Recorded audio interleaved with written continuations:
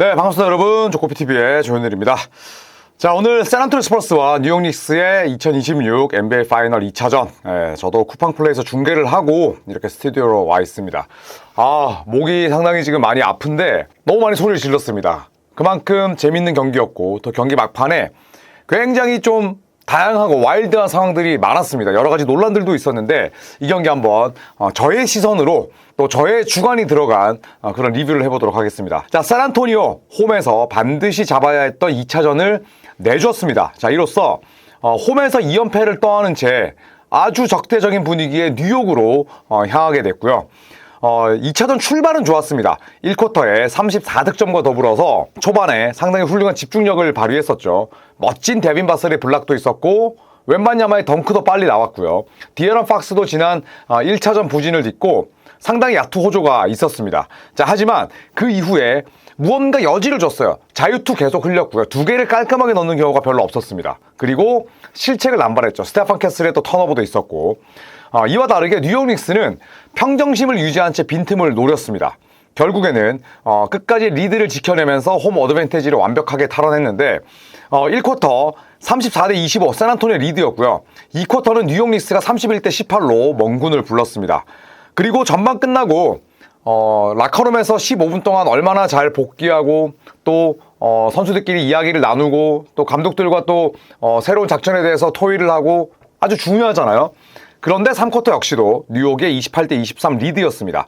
4쿼터 샌안토니오가 스코어링 런을 달리면서 4쿼터는 29대21로 샌안토니오가 맹렬하게 추격했지만 결국 105대104 샌안토니오 스퍼스가 한 점 차로 아쉽게 패했고 뉴욕은 적지에서 2연승이라는 정말 훌륭한 성과를 달성했습니다. 자, 뉴욕 닉스 105점 넣는 동안 리바운드 44개, 샌안토니오는 42개, 어시스트는 뉴욕이 29개였습니다. 볼의 흐름이 워낙 유려했죠. 저도 오늘 경기 끝나고 KBL 허일영 선수랑 통화를 했는데 허일영 선수가 그 얘기를 하더라고요. 뉴욕의 볼의 흐름, 선수들의 움직임이 샌안토니오와는 차원이 다르더라. 이런 얘기를 또 했었는데 어시스트 개수에서도 샌안토니오가 1차전 16개보다는 많았지만 7개의 차이니까 제법 컸습니다. 자, 그리고 스틸은 뉴욕이 11개, 블락샷 6개, 스톡스가 17개였던 반면에 샌안토니오는 14개였고요. 턴오버도 뉴욕 닉스가 12개, 샌안토니오는 16개였습니다. 자, 팀 필드골 성공률 그리고 또 3점 성공률 서로 또 치고받는 그런 부분들이 있었는데 자유투가 샌안토니오가 아쉬웠을 수밖에 없죠. 뉴욕은 76%였는데 샌안토니오는 70%였고 27개 가운데 8개를 놓쳤으니까 적지 않은 그런 수치였습니다. 정규 시즌 때는 78%짜리 팀이었는데 이 중요한 2차전에서 공짜 득점을 많이 놓치고 말았습니다. 자, 주요 선수들 기록 살펴보면 웬반야마가 후반 들어서 깨어났습니다. 전반 7득점, 후반 22득점이었는데 29득점, 리바운드 9개, 블락샷 4개, 맹활약했습니다만 자유투 3개 미스가 또 아쉬움이 있었고요. 디에런 팍스는 지난 1차전 부진했었는데 20득점, 어시스트 5개, 야투가 66.7%였습니다. 자, 딜런 하퍼 오늘 3점을 넣지는 못했습니다만 15득점, 리바운드 6개, 그리고 어시스트 3개, 또 코트 득실 마진이 팀 내 최고였습니다. 자, 뉴욕 닉스 카렌 서니 타운스가 오늘 초반부터 웬반야마를 엄청나게 괴롭혔죠. 결국에는 웬반야마보다 득점을 더 많이 올리지는 못했습니다만 초반 분위기는 완전히 카렌 서니 타운스가 KO 펀치 먹였습니다. 엄청나게 웬반야마를 괴롭혔고 21득점, 13리바운드, 필드골 66.7%, 3점 3개를 집어넣었고요. 제일런 브런슨은 오늘 저점 찍었습니다. 야투 28%, 그리고 여러 가지 디시전 메이킹이 좋았다고 볼 수는 없는데 그래도 마지막에 클러치 상황에서 닉스의 마지막 5점 제일런 브런슨의 몫이었고요. 또 스틸이 5개였습니다. 자, 그리고 미케일 브리지스 41분 뛰면서 20득점에 리바운드 6개, 어시스트 6개, 필드골 13개 중에 5개만 놓쳤습니다. 3점 6개 중에 4개를 집어넣었고요. 자, 오늘 경기 끝나고 찰스 바클리가 그런 얘기를 했습니다. 2026년 파이널 MVP는 칼 앤서니 타운스의 몫이 될 것이다. 타운스는 그럴 만한 자격이 있다. 이렇게 이야기를 했습니다. 칼 앤서니 타운스는 굉장히 오해를 많이 받는 선수예요. 제가 중계 중에도 말씀드렸지만 미네소타 시절에 게으르다, 열심히 하지 않는다, 워크에틱이 좋지 않다. 사실 지미 버틀러가 또 그런 약간의 좀 정치적인 발언, 본인과 친한 리포터 불러놓고 여러 가지 쇼를 벌였거든요. 그러면서 제일 이미지에서 희생됐던 선수가 타운스였어요. 하지만 제가 중계 중에도 말씀을 드렸듯이 절대 게으르고 워크에틱이 좋지 않은 선수가 진짜 밥 먹듯이 20-10을 하고 초반에 커리어 3년 동안 단 한 게임도 빠지지 않을 수 없어요. 그렇잖아요. 그래서 카일 앤서니 타운스는 항상 좀 오해를 많이 받는 선수였는데 어느덧 강력한 파이널 MVP 후보로 떠올랐습니다. 자, 샌안토니오 입장에서는 참 이 경기 너무너무 뼈아픈 그런 경기가 될 수밖에 없습니다. 막판까지 승패를 알 수 없는 접전이었는데 사실은 샌안토니오가 패색이 짙었어요. 하지만 엄청난 스코어링 런을 통해서 경기를 뒤집기까지 합니다. 4쿼터 13대0 스코어링 런을 통해서 역전을 성공을 했었고 웬반야마의 엔드원이 나왔을 때는 오늘 샌안토니오가 경기 잡겠네 또 이런 생각이 들 만큼 아주 샌안토니오 4쿼터 막판 기세가 좋았습니다. 하지만 저는 개인적으로 경험은 허상이고 또 어느 정도의 환상이라고 생각을 하지만 클러치 타임에서 샌안토니오는 여실히 클러치 약점, 또 미비한 실책 관리, 또 부족한 경험을 드러냈습니다. 자, 오늘 딜런 하퍼는 굉장히 활약이 좋았죠. 그러니까 딜런 하퍼 같은 경우에는 아직도 역할이 한정적입니다. 그렇기 때문에 아주 숫자들이 풍족하게 쌓이는 유형은 아니에요. 그런데 오늘 최고 득실을 맞은 양팀 통틀어서 이건 우연이 아닙니다. 딜런 하퍼는 굉장히 영리하게 플레이를 했는데 스테판 캐슬 마지막에 또 아쉬운 플레이가 있었긴 했습니다만 턴오버 4개가 너무너무 치명적인 상황에서 나왔어요. 그러니까 템포를 쭉 끌어올리면서 내가 빠르게 템포 푸시를 하고 퀵샷을 써야 되는데 어이없는 패스 미스 그리고 파울을 얻어내기 위해서 요령을 피우는 그런 플레이들이 너무 많았어요. 캐슬 상당히 실망스러웠고 웬만냐마는 나중에 후술하겠지만 마지막 상황에서 치명적인 턴오버 그리고 디에런 팍스는 오늘 잘해주긴 했습니다만 제가 상기에 언급한 캐슬, 웬비, 팍스가 전부 다 실책이 4개씩이었어요. 시리즈를 밀리고 있고 그 다음에 언더독이냐 페이버릿이냐를 떠나서 어쨌든 시리즈를 끌려가는 팀이 제일 조심해야 되는 건 실책입니다. 그런데 샌안토니오는 마지막까지도 치명적인 턴오버로 결국엔 패했죠. 자, 웬반야마가 2차전 끝나고 이번에는 기자회견을 했습니다. 썬더와의 시리즈에서는 한번 튀었죠. 네, 그런데 이번에 인터뷰를 했고 이렇게 얘기를 합니다. 내가 기회를 날렸다. 그리고 경기를 망쳤다. 실수를 저질렀다. 반드시 잡아야 했었던 경기였는데 이길 수도 있었다. 그런데 이미 끝난 일이다. 후회하냐고? 당연히 그렇다. 당연히 후회한다. 하지만 나와 팀을 동시에 더 끌어올리는 동력으로 삼을 것이다 라고 얘기를 했습니다. 저는 웬반야마를 굉장히 좋아하는 이유 중에 하나는 남 탓하지 않아요. 진짜 살다 보면 남 탓하는 거 너무 꼴보기 싫거든요. 그런데 웬반야마는 내 실수다.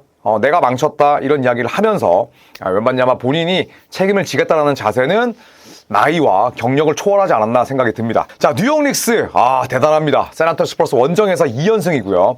1쿼터 출발이 좋지 못했죠. 저는 늘 말씀드립니다. 뉴욕은 좋은 공격팀이기 전에 훌륭한 수비팀이다.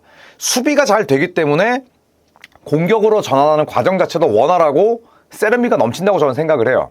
1쿼터에만 34실점, 이건 뉴욕의 농구가 아니긴 했습니다. 자, 하지만 2에서 3쿼터 동안 상당히 풍족하게 로테이션 돌리고 활동량 넘치고 그 다음에 공이 있는 움직임, 공이 없는 움직임, 온볼 스크린, 오프볼 스크린, 컷인, 리바운드, 수비 허슬 모든 면에서 24분 동안 샌안토니오를 완전히 압도하고 압박했어요. 그러면서 2, 3쿼터 득점만 보면 59대 41 뉴욕의 완벽한 리드였습니다. 여기서 사실은 승부가 갈렸다고 봐야죠.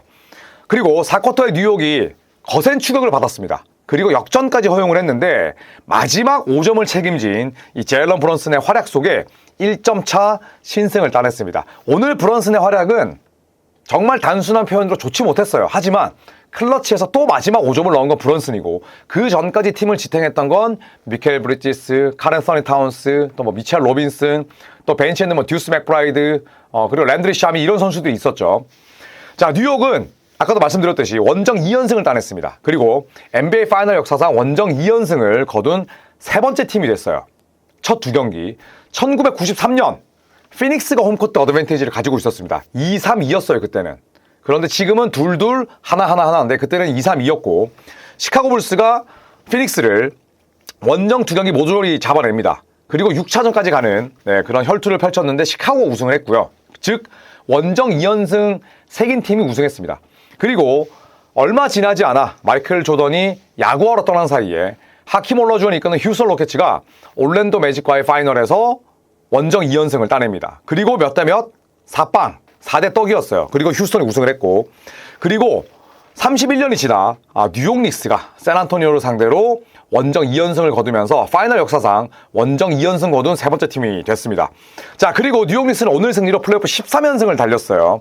2016-17 시즌에 골든스테이트 워리어스가 플레이오프 15연승 달렸는데 사무국에 거의 뭐 주작 같은 콜로 마지막 파이널 한 경기는 내줬죠. 네, 그러니까 우승을 달성하기 직전에 3빵 상황에서 한 게임은 뭐 거의 주작 같은 게임이었어요. 그러면서 15연승이 마감이 됐었고 2026년에 지금의 뉴욕이 단일 플레이오프에서 13연승. 네, 그러면서 15연승에 이어서 두 번째로 플레이오프에서 긴 연승을 달리는 팀이 됐습니다. 자, 그리고 뉴욕 닉스는 샌안토니오 스퍼스의 천적이기도 합니다. 컵대회 포함해서 올 시즌에 뉴욕을 총 4번 만났는데 1승 3패였어요. 컵대회 결승 졌죠. 그 다음에 그 다음에 만났던 정규 시즌은 닉스가 패하긴 했습니다만 첫 두 경기 또 파이널에서 뉴욕이 이기면서 샌안토니오를 상대로는 3승 1패. 샌안토니오는 뉴욕을 맞아서 1승 3패.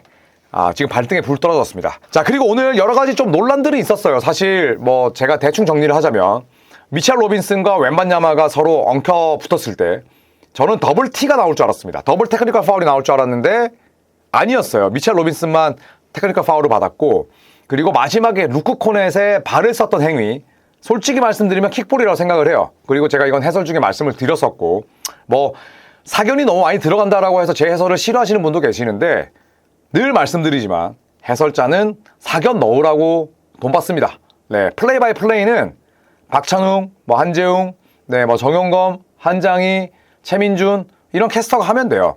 근데 저는 그 장면은 분명히 킥볼 위반이라고 생각을 했습니다.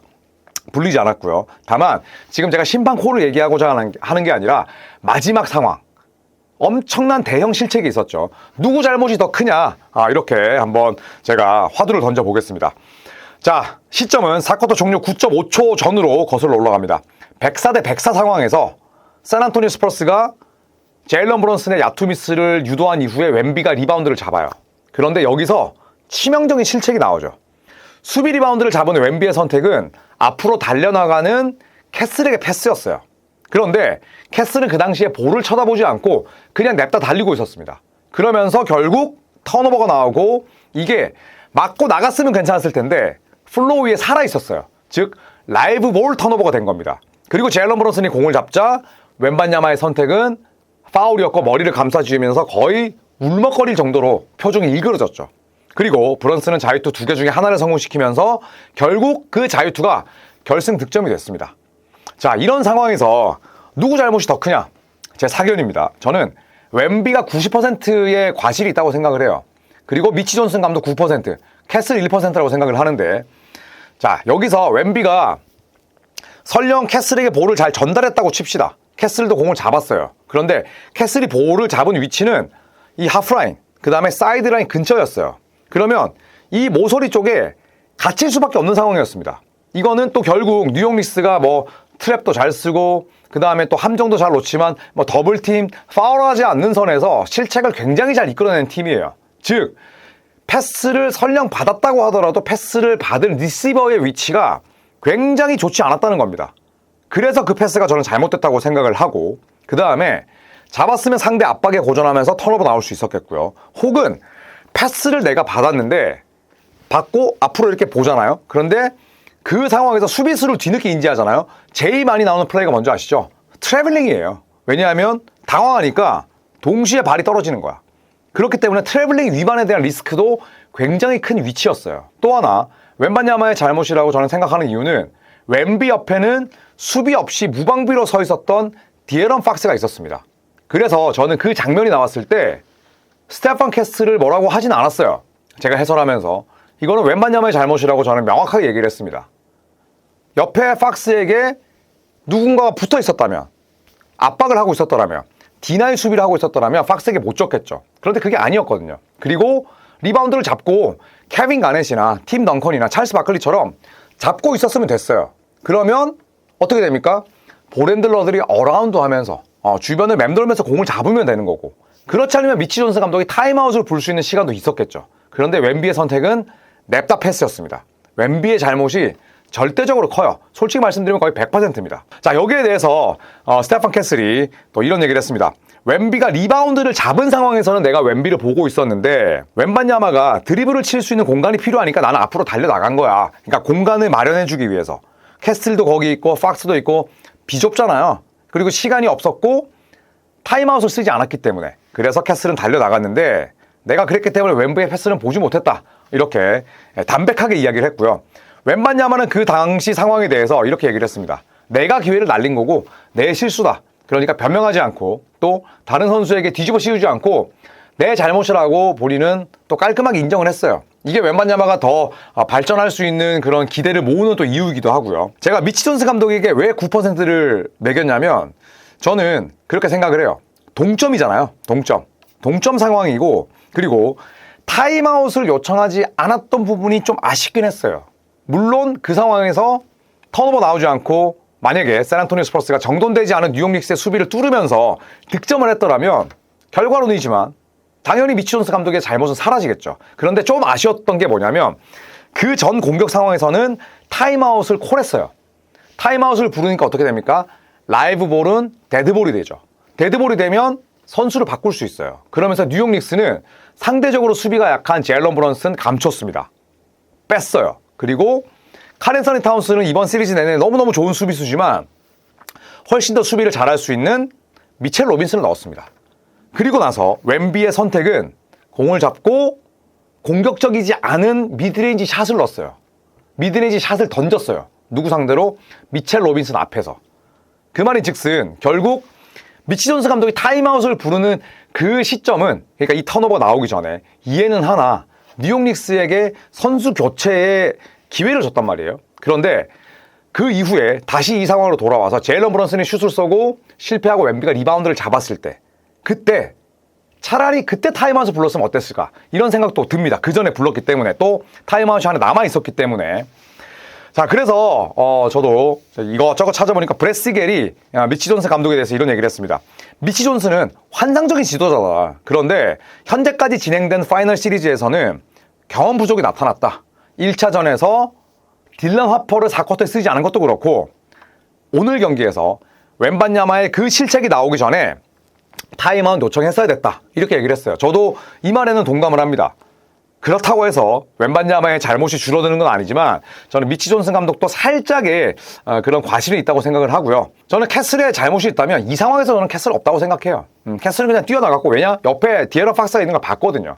다만 그 전 상황에서 스테판 캐슬의 너무너무 치명적인 턴오버 그리고 파울을 얻어내기 위해서 심판 콜을 기다리는 말도 안 되는 샷 셀렉션 이런 부분들이 저는 차라리 큰 잘못이지 이 상황에서 저는 캐슬은 잘못이 없다고 생각을 합니다. 자, 여러분의 생각은 어떻습니까? 뭐 제가 말하는 게 당연히 교과서도 아니고 정답도 아닌데 저는 그냥 아주 건설적인 그런 대화 또 그런 댓글들을 보면서 많이 배우거든요. 그래서 여러분께서도 이 상황을 어떻게 또 판단하시고 또 해석하실지 댓글로 남겨주시면 감사하겠습니다. 자, 이 시리즈 일방적으로 가고 있습니다. 뉴욕이 원정에서 2연승, NBA 파이널 역사상 3번밖에 없는 일이었는데 이제 3차전은 화요일에 열리게 됩니다. 3차전 과연 샌안토니오가 배수의 진을 치고 나와서 반격할지 아니면 뉴욕이 3대 0을 만들면서 사실상 우승을 확정할 수 있을지 함께 지켜보시죠. 자, 주말에도 저희 조코피TV는 계속 컨텐츠가 업로드 됩니다. 내일은 언더독 또 오클라호마 시티 썬더에 대한 내용들이 올라가니까 또 많은 관심과 사랑과 댓글과 의견을 부탁드리겠습니다. 고맙습니다.